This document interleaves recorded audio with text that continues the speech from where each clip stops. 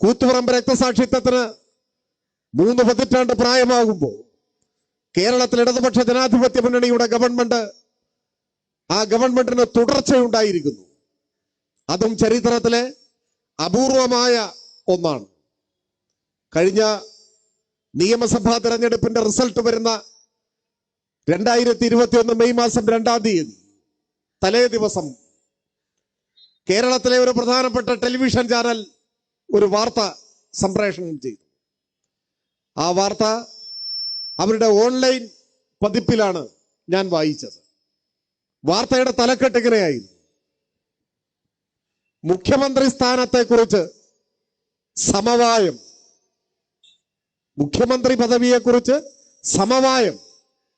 വാർത്തയുടെ ഉള്ളടക്കം: മുഖ്യമന്ത്രി പദവിയെ ചൊല്ലിയുള്ള തർക്കങ്ങൾ അവസാനിച്ചു. ഇത് സംബന്ധിച്ച് കോൺഗ്രസിൽ സമവായമായി. ആദ്യത്തെ 2.5 കൊല്ലം ഉമ്മൻചാണ്ടിയും തുടർന്നുള്ള 2.5 വർഷം രമേശ് ചെന്നിത്തലയും മുഖ്യമന്ത്രിമാരാവാം എന്ന് ധാരണയിലെത്തി എന്നാണ് വാർത്ത വരുന്നത്. തെരഞ്ഞെടുപ്പിന്റെ വോട്ടെണ്ണുന്നതിന്റെ തലേ ദിവസം ഈ വാർത്ത പുറത്തു വരികയാണ്. എന്താണ് വാർത്തയുടെ പശ്ചാത്തലം? ഉറപ്പായും കേരളത്തിൽ UDF ജയിക്കും എന്ന് കേരളത്തിലെ ഒരു വിഭാഗം മാധ്യമങ്ങളുടെ പിൻബലത്തിൽ പ്രതിപക്ഷം ഉറപ്പിച്ചു. അപ്പൊ ആരാവണം മുഖ്യമന്ത്രി? അതിനെക്കുറിച്ച് തർക്കം മൂത്തു. ഒടുവിൽ അവർ തമ്മിൽ ധാരണയിലെത്തി. 2.5 വർഷം വീതം പങ്കിട്ടു. അത് ഒരു വാർത്തയായി വന്നിരിക്കുകയാണ്. എന്തേ ഇത്ര ഉറപ്പ് UDF അധികാരത്തിൽ വരുമെന്ന്? 2 കാരണമാണ്. ഒന്ന്, കേരളത്തിന്റെ ചരിത്രം. ഏറെക്കാലമായി കേരളത്തിന്റെ രാഷ്ട്രീയ ചരിത്രം 5 കൊല്ലം കൂടുമ്പോൾ മുന്നണികൾ മാറി മാറി വരുന്നതാണ്. 5 വർഷം കൂടുമ്പോൾ മുന്നണികളെ മാറി മാറി ഭരിക്കുന്ന നാടാണ് കേരളം എന്ന് പൊതുവിൽ എല്ലാവരും ഉറപ്പിച്ചു. അപ്പോ LDFന്റെ ഊഴം കഴിഞ്ഞാൽ അടുത്തത് UDF എന്ന പൊതുവായ ധാരണ. 2, 1-ാം പിണറായി സർക്കാരിന്റെ അവസാന കാലത്ത് മാധ്യമങ്ങൾ ആഘോഷമായി ഉയർത്തിക്കൊണ്ടുവന്ന വിവാദങ്ങൾ നിങ്ങൾ ഓർക്കുന്നുണ്ടാവും. ആ വിവാദങ്ങളുടെ കാലം. പച്ചക്കള്ളം എല്ലാ മാധ്യമങ്ങളും ഒരേ സ്വരത്തിൽ പ്രതിപക്ഷത്തിന്റെയും BJPയുടെയും സഹായത്തോടെ കേരളത്തിൽ വ്യാപകമായി പ്രചരിപ്പിച്ചൊരു കാലം. അപ്പൊ സ്വാഭാവികമായും അത് ജനങ്ങളെ സ്വാധീനിച്ചിട്ടുണ്ടാവും. അപ്പൊ പിന്നെ ഉറപ്പായും ജയിക്കും, ഇതായിരുന്നു കണക്കുകൂട്ടൽ.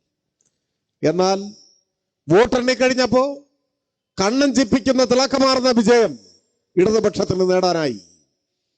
കേരളത്തിന്റെ ചരിത്രത്തിൽ ആദ്യമായി ഇടതുപക്ഷം തുടർഭരണം നേടി. അതും വർദ്ധിച്ച പിന്തുണയോടെ. 99 MLA-മാരുടെ പിന്തുണയോടെയാണ് ഗവൺമെന്റ് അധികാരത്തിൽ വന്നത്. കോൺഗ്രസിനെ സംബന്ധിച്ചിടത്തോളം അവരെ സഹായിക്കുന്ന വലതുപക്ഷ ജിഹോകളായി മാറിയ മാധ്യമങ്ങളെ സംബന്ധിച്ചിടത്തോളം ആ യാഥാർത്ഥ്യം അസ്വീകാര്യമായിരുന്നു, ഉൾക്കൊള്ളാനാവാത്തതായിരുന്നു. എന്ത് ചെയ്യാൻ കഴിയും?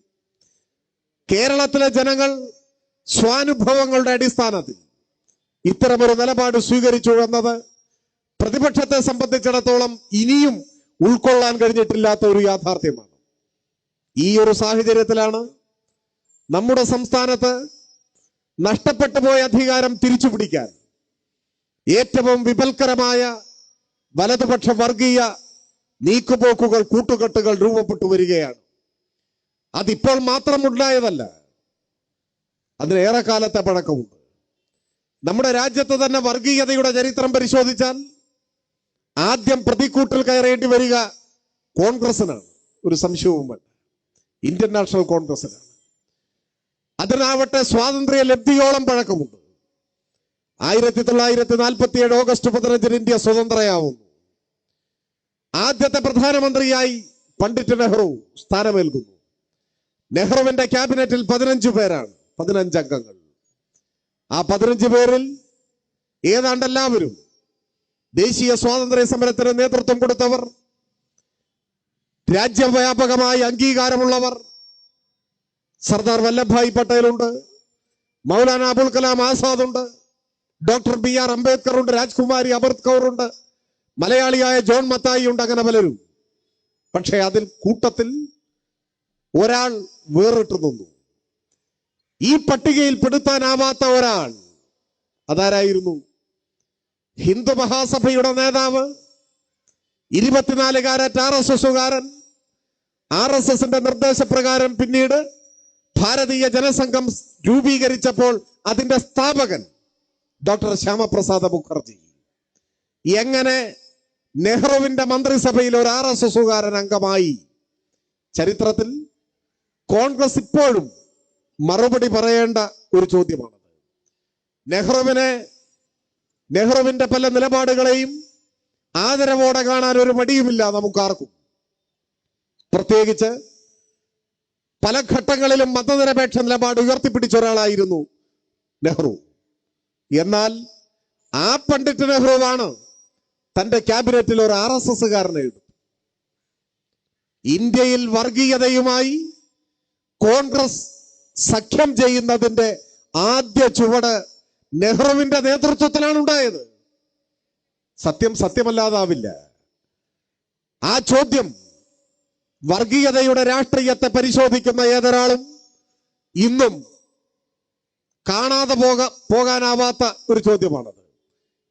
അവിടെ നിന്നൊരു തുടക്കം ആരംഭിക്കുകയാണ്. കൃത്യം ഒരു ദശാബ്ദം കഴിയുമ്പോഴാണ് കേരളത്തിൽ ആദ്യത്തെ തെരഞ്ഞെടുപ്പ് നടക്കുന്നു. EMS മുഖ്യമന്ത്രിയായി കമ്മ്യൂണിസ്റ്റുകാർ അധികാരത്തിൽ വരുന്നു. ആ ഗവൺമെന്റിനെതിരായി വിമോചന സമരം, ഞാനതൊന്നും വിശദീകരിക്കുന്നില്ല. കോൺഗ്രസിന്റെ നേതൃത്വത്തിൽ ജാതിമത ശക്തികളെ ആകെ രംഗത്തണിനിരത്തിയ വിമോചന സമരത്തെ കുറിച്ച് നമ്മൾ എമ്പാടും വായിച്ചിട്ടുണ്ട്, കേട്ടിട്ടുണ്ട്.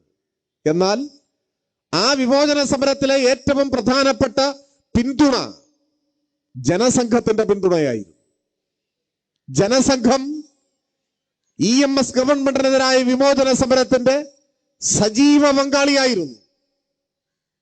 കോൺഗ്രസും ജനസംഘവും തമ്മിൽ കേരളത്തിൽ സജീവമായി കൈകോർക്കുന്നത് വിമോചന സമരത്തിന്റെ ഘട്ടത്തിലാണ്. ആ വിമോചന സമരത്തിന്റെ പശ്ചാത്തലത്തിൽ 1959 EMS ഗവൺമെന്റിനെ പിരിച്ചുവിട്ടു. ഇന്ദിരാഗാന്ധിയുടെ പിടിവാശിയുടെ മുന്നിൽ ഒരു നിമിഷം നെഹ്റു പുത്രീവത്സലനായ ഒരു പിതാവ് മാത്രമായി മാറി. ഭരണഘടനയെ ദുരുപയോഗം ചെയ്ത് തിരഞ്ഞെടുക്കപ്പെട്ട ഭൂരിപക്ഷമുള്ള ഒരു ഗവൺമെന്റിനെ പിരിച്ചുവിട്ടു. ജനാധിപത്യ കശാപ്പിന്റെ ഒരു ഘട്ടം. അത് കഴിഞ്ഞ് കേരള നിയമസഭയിലേക്ക് അടുത്ത തെരഞ്ഞെടുപ്പ് 1960 രണ്ടാം കേരള നിയമസഭാ തെരഞ്ഞെടുപ്പ്. മുഖ്യമന്ത്രിയായിരുന്ന EMS ആ തെരഞ്ഞെടുപ്പിൽ മത്സരിച്ചത് പട്ടാമ്പിയിലാണ്, പാലക്കാട് ജില്ലയിൽ പട്ടാമ്പിയിൽ. EMSനെ തോൽപ്പിക്കുക എന്നതായിരുന്നു കോൺഗ്രസിന്റെ ഏറ്റവും വലിയ ലക്ഷ്യം. പട്ടാമ്പിയിലെ പൊതുസ്വീകാര്യനായ ശ്രീ A. രാഘവൻ നായരെ EMSനെതിരെ കോൺഗ്രസ് സ്ഥാനാർത്ഥിയായി പ്രഖ്യാപിച്ചു. ആ തെരഞ്ഞെടുപ്പിലാണ് കേരളത്തിന്റെ മണ്ണിൽ ആദ്യമായി ജനസംഘം, BJPയുടെ പ്രാഗ്രൂപമായ ജനസംഘം തെരഞ്ഞെടുപ്പിൽ കേരളത്തിൽ ആദ്യമായി മത്സരിക്കുന്നത് 60. അവരുടെയും പ്രധാനപ്പെട്ട ലക്ഷ്യം EMSനെ തോൽപ്പിക്കുക എന്നതായിരുന്നു. 4 മണ്ഡലങ്ങളിലാണ് ജനസംഘം മത്സരിച്ചത്. പട്ടാമ്പിയും കോഴിക്കോടും അണ്ടത്തോടും ഗുരുവായൂരും. 4 സ്ഥാനാർത്ഥികളെ പ്രഖ്യാപിക്കാൻ RSSന്റെ നിർദ്ദേശപ്രകാരം ദീനദയാൽ ഉപാധ്യായ കേരളത്തിലേക്ക് വന്നു. അദ്ദേഹം സ്ഥാനാർത്ഥികളെ പ്രഖ്യാപിച്ചു. വാശിയോടെ പ്രവർത്തനം ആരംഭിച്ചു. ഒരു ഘട്ടം കഴിഞ്ഞപ്പോ R. ശങ്കറിന്റെ നേതൃത്വത്തിൽ കേരളത്തിലെ കോൺഗ്രസ് നേതാക്കന്മാർ ദീനദയാൽ ഉപാധ്യായയെ സമീപിച്ചു. അവർ പറഞ്ഞു, ഞങ്ങളുടെയും നിങ്ങളുടെയും ലക്ഷ്യം EMSനെ തോൽപ്പിക്കുക എന്നതാണ്. ഒരേ ലക്ഷ്യത്തിന് വേണ്ടി പരിശ്രമിക്കുമ്പോൾ നമ്മൾ രണ്ടായി മത്സരിക്കേണ്ട കാര്യമുണ്ടോ? നമുക്ക് ഒരുമിച്ച് ഒരു സ്ഥാനാർത്ഥിയെ നിർത്തിയാൽ പോരെ? ഇതായിരുന്നു ചോദ്യം. ആ നിർദ്ദേശം ദീനദയാൽ ഉപാധ്യായ സ്വീകരിച്ചു, RSS സ്വീകരിച്ചു. പ്രഖ്യാപിച്ച പ്രചരണം ആരംഭിച്ച സ്ഥാനാർത്ഥിയെ പിൻവലിച്ചു. RSSന്റെ പിന്തുണയോടെ, RSSന്റെ നിർദ്ദേശപ്രകാരം ജനസംഘത്തിന്റെ സ്ഥാനാർത്ഥിയായി പ്രഖ്യാപിക്കപ്പെട്ട P. മാധവ മേനോൻ സ്ഥാനാർത്ഥിത്വം പിൻവലിച്ചു. RSSും കോൺഗ്രസും സംയുക്തമായി EMSനെതിരെ A. രാഘവൻ നായരെ മത്സരിപ്പിച്ചു.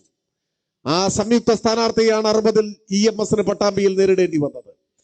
കേരളത്തിന്റെ തിരഞ്ഞെടുപ്പ് രാഷ്ട്രീയ ചരിത്രത്തിൽ RSSും കോൺഗ്രസും കൈകോർത്ത, പരസ്യമായി കൈകോർത്ത ആദ്യത്തെ തെരഞ്ഞെടുപ്പാണ് EMSനെതിരെ അന്ന് പട്ടാമ്പിയിൽ നടന്നത്. പക്ഷെ പട്ടാമ്പിയിലെ ജനങ്ങൾ EMSനെ വിജയിപ്പിച്ചു. വലതുപക്ഷ വർഗീയ സഖ്യത്തെ പരാജയപ്പെടുത്തി. അവിടെ അവസാനിച്ചില്ല. ഒരു പതിറ്റാണ്ട് കഴിഞ്ഞപ്പോഴാണ് 1971 പാർലമെന്റ് തെരഞ്ഞെടുപ്പ്. ആ പാർലമെന്റ് തെരഞ്ഞെടുപ്പിൽ ഇന്ത്യൻ പാർലമെന്റിലെ സാധാരണക്കാരന്റെ ശബ്ദം എന്ന് വിശേഷിപ്പിക്കപ്പെട്ട പാവങ്ങളുടെ പടത്തലവനായ സഖാവ് AKG പാർലമെന്റിലെ പ്രതിപക്ഷത്തെ നയിച്ചത് അദ്ദേഹമായിരുന്നു. AKG ആ തെരഞ്ഞെടുപ്പിൽ മത്സരിച്ചത് പാർട്ടി നിർദ്ദേശപ്രകാരം പാലക്കാടാണ്.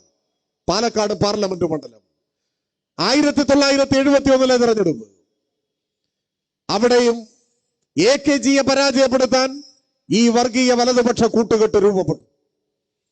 അവിടെ പിൻവലിക്കപ്പെട്ടത് കോൺഗ്രസ് പ്രഖ്യാപിച്ച സ്ഥാനാർത്ഥിയായിരുന്നു. കോൺഗ്രസ് പ്രഖ്യാപിച്ച സ്ഥാനാർത്ഥിയെ പിൻവലിച്ച് AKGയെ തോൽപ്പിക്കാൻ RSSന്റെ ജില്ലാ കാര്യവാഹക് പ്രൊഫസർ TC ഗോവിന്ദനെ കോൺഗ്രസും RSSും സംയുക്ത സ്ഥാനാർത്ഥിയായി മത്സരിപ്പിച്ചു. മുസ്ലിം ലീഗും ആ മുന്നണിയുടെ ഭാഗമായി നിന്നു. അന്ന് മുസ്ലിം ലീഗിനെതിരായി EMS ഒരു വിമർശനം ഉയർത്തി. RSSുമായി തെരഞ്ഞെടുപ്പിൽ കൈകോർക്കുന്നത് കേരളത്തിന്റെ മുൻപാകെ നിങ്ങൾ എങ്ങനെ വിശദീകരിക്കും എന്ന് ചോദിക്കുന്നുണ്ട്. EMSന് മറുപടി പറയാൻ വേണ്ടി അന്ന് മുസ്ലിം ലീഗ് പാലക്കാട് കോട്ടമൈതാനിയിൽ ഒരു വലിയ സമ്മേളനം വിളിച്ചു ചേർത്തു. EMSന് മറുപടി പറയാൻ വേണ്ടി വന്നത് ബാഫക്കി തങ്ങളാണ്. ബാഫക്കി തങ്ങൾ EMSന് മറുപടി പറഞ്ഞു. മറുപടി ഒരു ഒറ്റ വാചകമായിരുന്നു. ആ വാചകം ഇങ്ങനെയാണ്: EMS ഞങ്ങളെ വെല്ലുവിളിച്ചിരിക്കുന്നു. ഈ തിരഞ്ഞെടുപ്പിൽ RSSനോടൊപ്പം ചേർന്നത് എങ്ങനെ വിശദീകരിക്കുമെന്നാണ് വെല്ലുവിളി. ലീഗിന്റെ മറുപടി ഞാനിതാ ഇവിടെ പറയുന്നു. EMSന്റെ ചോദ്യത്തിന് മറുപടി പറയാൻ മുസ്ലിം ലീഗിന് സൗകര്യമില്ല. ഇതാണ് ഞങ്ങളുടെ മറുപടി. ഇതായിരുന്നു ബാഫക്കി തങ്ങളുടെ പ്രസംഗം. പക്ഷെ ആ തെരഞ്ഞെടുപ്പിലും ഈ വർഗീയ വലതുപക്ഷ സഖ്യത്തെ ജനങ്ങൾ വോട്ട് ചെയ്ത് തോൽപ്പിച്ചു. AKG പാർലമെന്റിലേക്ക് തെരഞ്ഞെടുക്കപ്പെട്ടു. പിന്നെയും എത്രയോ അനുഭവങ്ങൾ കേരളത്തിന്റെ തെരഞ്ഞെടുപ്പ് രംഗത്ത് ഈ വർഗീയ വലതുപക്ഷ കൂട്ടുകെട്ടിന് പരസ്യമായി എത്രയെത്ര ഉദാഹരണങ്ങൾ പിന്നീട് വന്നു. 1991 ബേപ്പൂരും വടകരയും ഞാൻ വിശദീകരിക്കേണ്ട കാര്യമില്ല, എല്ലാവരുടെയും ഓർമ്മകളിൽ അതുണ്ടാവും. അങ്ങനെ ചരിത്രത്തിൽ പല ഘട്ടങ്ങളിലും പരസ്യമായും മിക്കപ്പോഴും രഹസ്യമായും തിരഞ്ഞെടുപ്പ് ധാരണകളിൽ ഏർപ്പെട്ട RSS കോൺഗ്രസ് ബാന്ധവത്തെ കുറിച്ചാണ് BJPയുടെ സംസ്ഥാന പ്രസിഡന്റായിരുന്ന KG മാരാർ തന്റെ ആത്മകഥയിലെ പാഴായിപ്പോയ പരീക്ഷണം എന്ന അധ്യായത്തിൽ വിശദീകരിക്കുന്നത്. അങ്ങനെ വർഗീയതയുമായി എന്നും നീക്കുപോക്കുണ്ടാക്കി സഖ്യമുണ്ടാക്കിയ വലതുപക്ഷ രാഷ്ട്രീയത്തിന്റെ നേതൃത്വമായ കോൺഗ്രസ്, ആ കോൺഗ്രസിന്റെ നേതൃത്വത്തിൽ ഇന്ന് കേരളത്തിൽ ഒരു പ്രചണ്ഡമായ പ്രചാരവേല ആരംഭിച്ചിരിക്കുകയാണ്. ചില മാധ്യമങ്ങളെ കൂട്ടുപിടിച്ച്. എന്താണ് പ്രചാരവേല? കേരളത്തിന്റെ മുഖ്യമന്ത്രി സംഘപരിവാറുമായി നീക്കുപോക്കുണ്ടാക്കുന്നു. അതാണ് പ്രചാരവേല. മുഖ്യമന്ത്രി സംഘപരിവാറുമായി നീക്കുപോക്കുണ്ടാക്കുന്നു. നിങ്ങൾ ആലോചിച്ചു നോക്കൂ, ഏത് കാലത്താണ്, ആരുടെ മുന്നിലാണ് ഇങ്ങനെ പറയാൻ കേരളത്തിന്റെ പ്രതിപക്ഷ നേതാവിന് ധൈര്യം കിട്ടിയത്? ഏതാനും വർഷങ്ങൾക്ക് മുൻപാണ് മധ്യപ്രദേശിലെ ഉജ്ജയിനിയിൽ RSSന്റെ ഒരു വലിയ സമ്മേളനം ചേർന്നു. ആയിരക്കണക്കിന് ആളുകൾ പങ്കെടുത്ത ആ സമ്മേളനത്തിൽ RSSന്റെ അറിയപ്പെടുന്ന നേതാക്കന്മാരാകെ പങ്കെടുത്തു. അധ്യക്ഷത വഹിച്ചത് ഒരു പാർലമെന്റ് അംഗമായ RSSകാരനാണ്. ആ യോഗത്തിൽ പ്രസംഗിക്കുമ്പോഴാണ് RSSന്റെ നേതാവ് കുന്ദൻ ചന്ദ്രാവത്ത് ഒരാഹ്വാനം നടത്തി. നിങ്ങൾ ഓർമ്മിക്കുന്നുണ്ടോ ആ ആഹ്വാനം? എന്തായിരുന്നു അത്? ജനാധിപത്യ ഇന്ത്യ ഒരു നിമിഷമെങ്കിലും ഞെട്ടിത്തെറിച്ച ഒരാഹ്വാനം. ആയിരങ്ങളോടായി കുന്ദൻ ചന്ദ്രാവത്ത് നടത്തിയ ആഹ്വാനം: പിണറായി വിജയന്റെ ശിരസ് അറുത്ത് കൊണ്ടുവരുന്നവർക്ക് 1 കോടി രൂപ ഇനാം തരാം. അതായിരുന്നു ആഹ്വാനം. പിണറായിയുടെ തല അറുത്ത് കൊണ്ടുവരുന്നവർക്ക് 1 കോടി ഇനാം. ഇന്ത്യയിൽ അങ്ങനെ ഒരു ആഹ്വാനം നിങ്ങൾ ആരെങ്കിലും കേട്ടിട്ടുണ്ടോ സമീപകാലത്ത്? രാഷ്ട്രീയമായ വിയോജിപ്പുകൾ ഉണ്ടാവാം, തർക്ക വിതർക്കങ്ങൾ ഉണ്ടാവാം. പക്ഷെ തീക്ഷ്ണമായ ആശയ രാഷ്ട്രീയ സമരം എന്നതിനപ്പുറം കായികമായ ആക്രമണത്തെയോ വ്യക്തികളെ കായികമായി ആക്രമിച്ചില്ലായ്മ ചെയ്യുന്നതിനോ പരസ്യമായി ആരെങ്കിലും ആഹ്വാനം ചെയ്യാറുണ്ടോ? അതുണ്ടായി. കേരളത്തിന്റെ മുഖ്യമന്ത്രിയെ കൊലപ്പെടുത്തണമെന്ന പരസ്യാഹ്വാനം, അതിനൊരു കോടി സമ്മാന പ്രഖ്യാപനം ദേശീയ മാധ്യമങ്ങളിൽ ഉൾപ്പെടെ അതൊരു വലിയ വാർത്തയായി വന്നു. എന്തുകൊണ്ടാണ് RSSന് പിണറായിയോട് ഇത്ര വിരോധം, ഇടതുപക്ഷത്തോട് ഇത്ര വിരോധം? എന്തേ ഇന്ത്യൻ പാർലമെന്റിലെ പ്രതിപക്ഷത്തെ നയിക്കുന്ന പാർട്ടിയോട് ഈ വിരോധമില്ല? CPIM സംബന്ധിച്ചിടത്തോളം ഇന്നത്തെ ഇന്ത്യയിൽ പാർലമെന്റിൽ പ്രതിപക്ഷത്തെ നയിക്കുന്ന പ്രധാന കക്ഷിയല്ല എന്നെല്ലാവർക്കും അറിയാം. ഇന്ത്യയിൽ കേരളത്തിൽ മാത്രമാണ് CPIM നേതൃത്വം കൊടുക്കുന്ന ഒരു ഗവൺമെന്റ് അധികാരത്തിലുള്ളത്. ആ അർത്ഥത്തിൽ RSSന്റെയും BJPയുടെയും ദേശീയ രാഷ്ട്രീയത്തിലെ മുഖ്യ എതിരാളിയായി CPIM കാണേണ്ട കാര്യമില്ല. എന്നിട്ടും ഉജ്ജയിനിയിലെ RSS സമ്മേളനത്തിലെ പരസ്യാഹ്വാനം കേരളമെന്ന ഒരു സംസ്ഥാനം മാത്രം ഭരിക്കുന്ന പാർട്ടിയുടെ നേതാവിന്റെ തലയറുത്തു കൊണ്ടുവരണമെന്നാണ്. എന്തേ RSSന്റെ ഏതെങ്കിലും ഒരു നേതാവിന്റെ നാവിൽ നിന്നും മല്ലികാർജുന ഖാർഗെയുടെ അല്ലെങ്കിൽ രാഹുൽ ഗാന്ധിയുടെ തലയെടുക്കുന്നവർക്ക് ഇനാം വന്നിട്ടില്ലല്ലോ? എന്തേ കോൺഗ്രസ് നേതാക്കന്മാരുടെ തലയ്ക്ക് RSSന്റെ കമ്പോളത്തിൽ വിലയില്ലാതെ പോയി? ആ തലയ്ക്കകത്തൊന്നുമില്ല എന്ന ബോധ്യം കൊണ്ടാണോ? അതുമാത്രമല്ല, കോൺഗ്രസ് നേതാക്കന്മാരുടെ ശിരസ് RSSനെ അലോസരപ്പെടുത്തുന്നില്ല. RSSന്റെ കൊടിയ വർഗീയതയ്ക്കെതിരായി ദുർബലമായ ഒരു വാക്കുപോലും കോൺഗ്രസ് നേതാക്കന്മാരുടെ നാവിൻ തുമ്പിൽ നിന്നും വരുന്നില്ല. അതല്ലേ വാസ്തവം? ആ സാഹചര്യത്തിലാണ് സതീശൻ ആരോപിക്കുന്നു, കേരളത്തിന്റെ മുഖ്യമന്ത്രി സംഘപരിവാരത്തിന് വേണ്ടി പ്രവർത്തിക്കുന്നു പോലും. ഏത് മുഖ്യമന്ത്രി? RSSകാരൻ തലയെടുക്കണമെന്ന് പരസ്യാഹ്വാനം നടത്തിയ മുഖ്യമന്ത്രി. ഏത് സതീശൻ? ഇന്ത്യ കണ്ട ഏറ്റവും വലിയ വർഗീയവാദി MS ഗോൾവാൾക്കർ ആണ് എന്ന് മതനിരപേക്ഷവാദികൾ പലപ്പോഴും ചൂണ്ടിക്കാണിക്കുന്നുണ്ട്. ആ ഗോൾവാൾക്കർ RSSന്റെ ആചാര്യനായിരുന്നു. ആ ഗോൾവാൾക്കറാണ് വിചാരധാര എഴുതിയത്. ആ വിചാരധാരയിലാണ് ഗോൾവാൾക്കർ ഇന്ത്യയുടെ ഏറ്റവും വലിയ ഭീഷണിയായി മുസ്ലിങ്ങൾ, ക്രൈസ്തവർ, കമ്മ്യൂണിസ്റ്റുകാർ ഈ മൂന്ന് വിഭാഗങ്ങളെ പരാമർശിച്ചത്.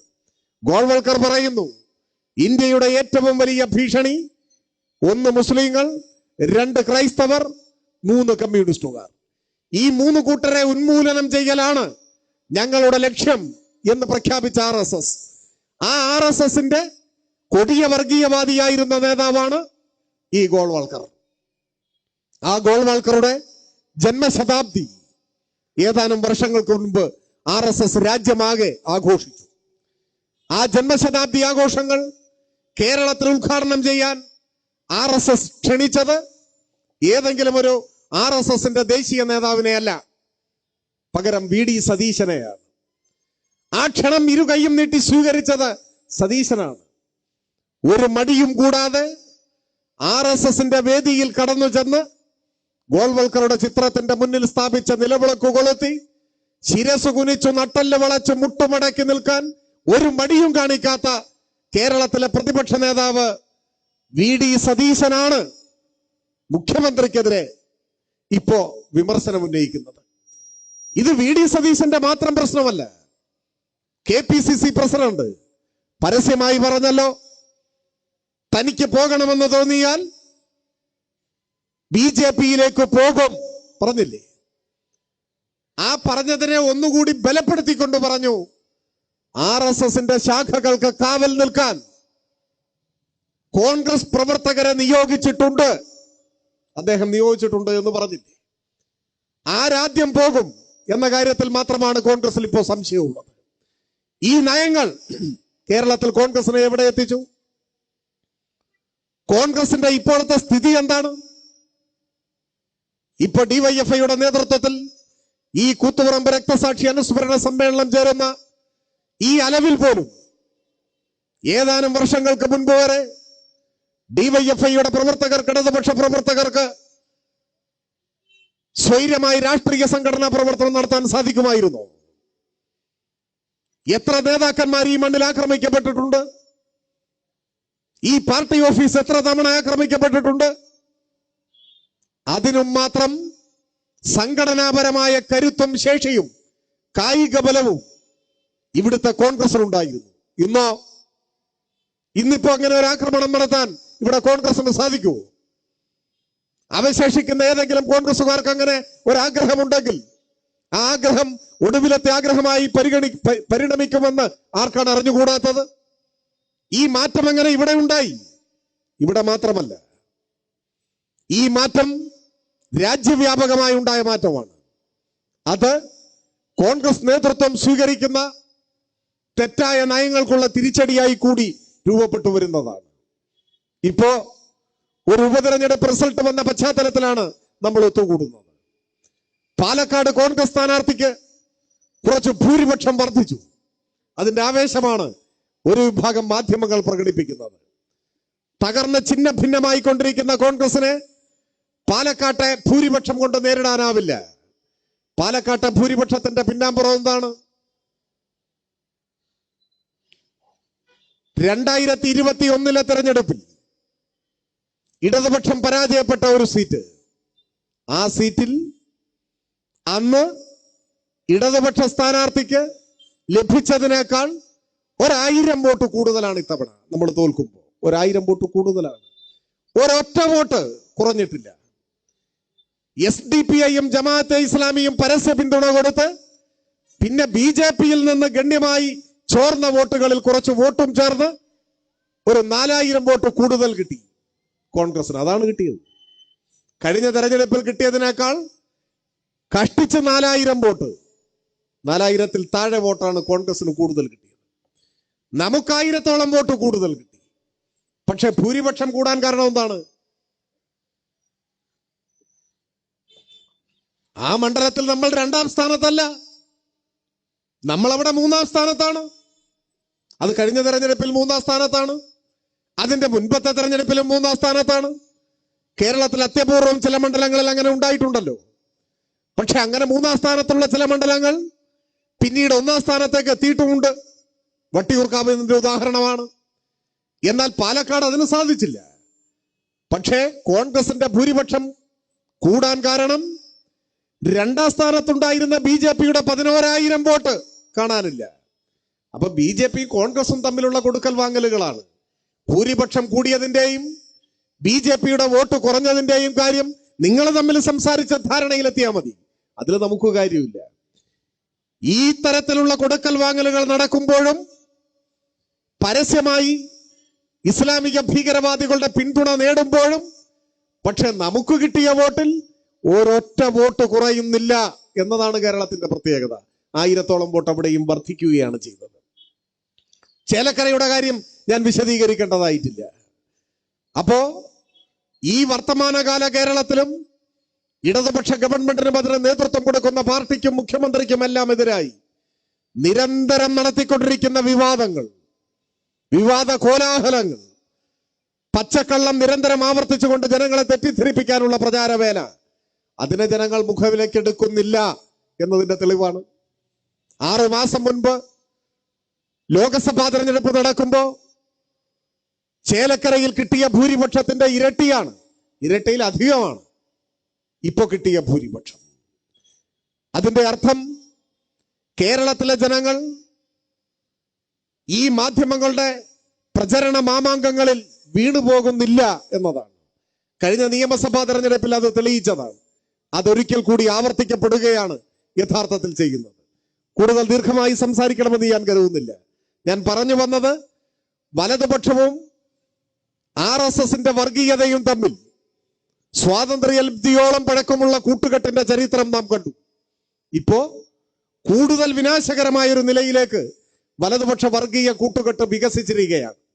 അത് മറ്റൊന്നുമല്ല, ഈ വലതുപക്ഷ വർഗീയ കൂട്ടുകച്ചവടം തുടരുമ്പോൾ തന്നെ പാർലമെന്റ് തെരഞ്ഞെടുപ്പിൽ നമ്മൾ കണ്ടു. ചരിത്രത്തിലാദ്യമായി താമരയടയാളത്തിൽ ഒരാൾ ഇന്ത്യൻ പാർലമെന്റിലേക്ക് കേരളത്തിൽ നിന്നും തിരഞ്ഞെടുക്കപ്പെട്ടു. അതാണ് തൃശൂർ. ആ തിരഞ്ഞെടുപ്പ് വിജയത്തിന്റെ പിന്നാമ്പുറം എന്താണ്? കോൺഗ്രസും BJPയും തമ്മിൽ നടത്തിയ അധാർമികമായ വോട്ട് കച്ചവടം.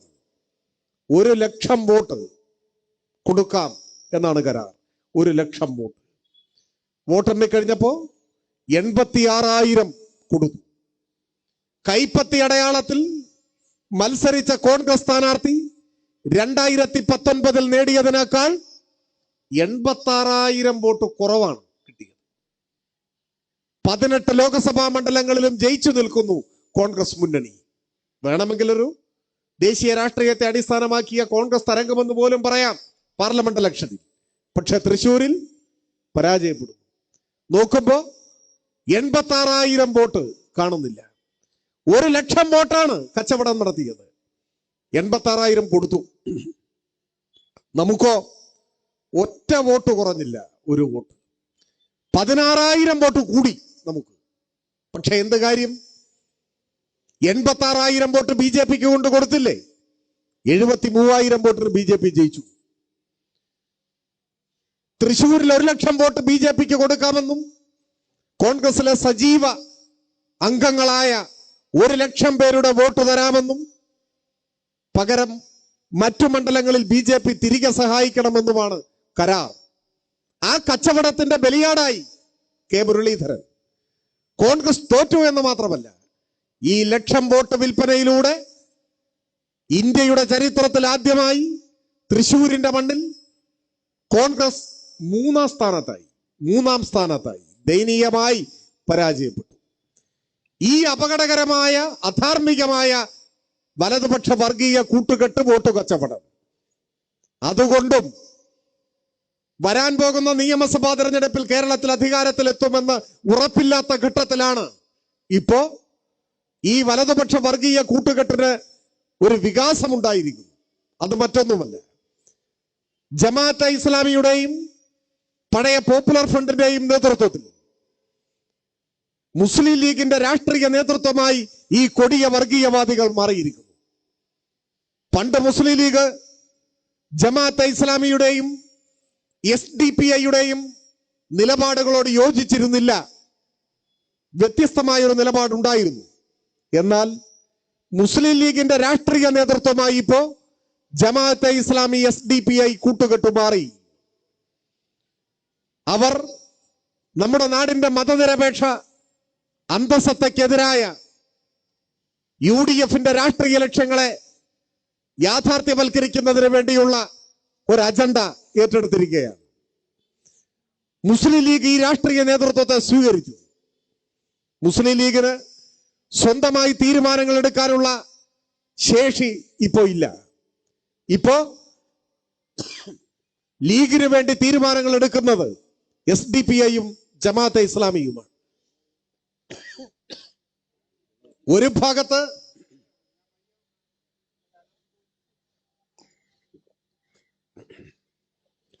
ഒരു ഭാഗത്ത് RSSുമായി കച്ചവടത്തിൽ ഏർപ്പെടുന്നു, മറുഭാഗത്ത് മുസ്ലിം വർഗീയതയെ വിനാശകരമായ വിധം ഉപയോഗപ്പെടുത്തുന്നു.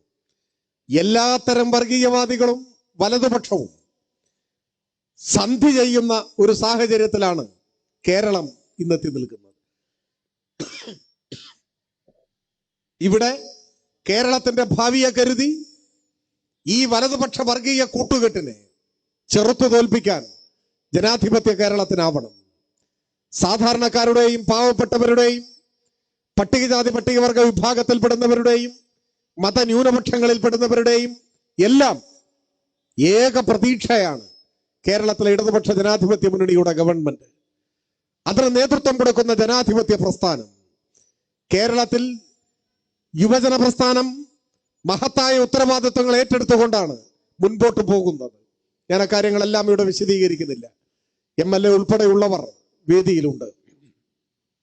കൂത്തുപറമ്പ് രക്തസാക്ഷികൾ പകർന്നു നൽകുന്ന ഊർജം വർത്തമാനകാല രാഷ്ട്രീയ യാഥാർത്ഥ്യങ്ങളെ നേരിടാനും ശരിയായ ദിശയിൽ കേരളത്തെ മുൻപോട്ട് നയിക്കാനും സഹായകരമാവും എന്ന കാര്യത്തിൽ സംശയവുമില്ല. കാലമേറെ കഴിഞ്ഞാലും ശരിയായ പാത കാണിക്കുന്ന പ്രകാശ ഗോപുരങ്ങളായി കൂത്തുപറമ്പിലെ അനശ്വരരായ രക്തസാക്ഷികൾ നമുക്ക് വഴികാട്ടുക തന്നെ ചെയ്യും. ആ അനശ്വര രക്തസാക്ഷികളുടെ മരണമില്ലാത്ത ഓർമ്മകൾക്ക് മുൻപിൽ ആദരവോടെ രക്തപുഷ്പങ്ങൾ അർപ്പിച്ചുകൊണ്ട് ഞാൻ എൻ്റെ എളിയ വാക്കുകൾ അവസാനിപ്പിക്കുന്നു. അഭിവാദനങ്ങൾ.